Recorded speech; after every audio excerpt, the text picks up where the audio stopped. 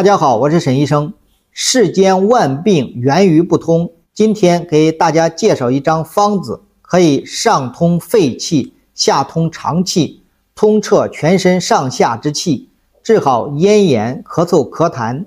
有慢性咽炎，经常感觉嗓子里好像有什么东西，咳不出去也咽不下来，很不舒服，并且生活中总是咳嗽、口吐黏痰，觉得口干舌燥，喉咙又干又痛，喝口水、咽口吐沫都有明显的疼痛感。张开嘴巴一看，嗓子眼里又红又肿，也吃过些清热泻火的药，但用不了多久就又复发了。这是怎么回事呢？其实有没有想过，我们泻火的方向错了呢？中医认为，咽喉为肺之所系，因此有慢性咽炎的朋友，通常是肺中有火难以排出，淤堵在咽喉的部位了。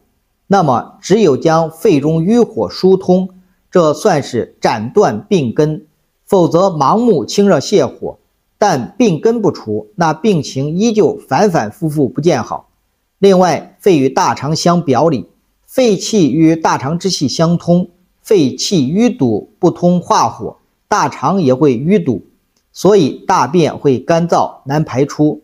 所以接下来我就给大家介绍一个方子，上通肺气瘀火，下通肠气淤堵，彻底斩断咽炎的病根。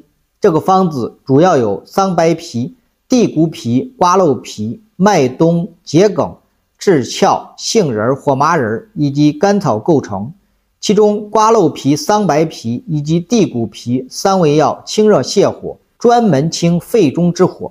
桔梗和杏仁两味药可调节气机，宣发肺气，疏通肺瘀，使热邪随着肺气向外发散。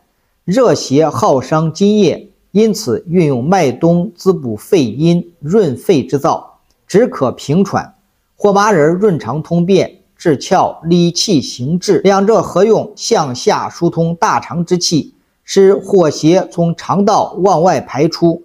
最后一味甘草调和诸药药性，此方既清热泻火，又疏通上下气机，还可润肺生津，润肠通便。那气机一通，瘀火一消，慢性咽炎自然也就解决了。但需要注意，此方适用于肺中瘀火所导致的咽炎。如果是阴虚火热或者是寒邪引起的，那就不要参考此方了。因此大家应该在医生指导下用药，千万不要随意乱用。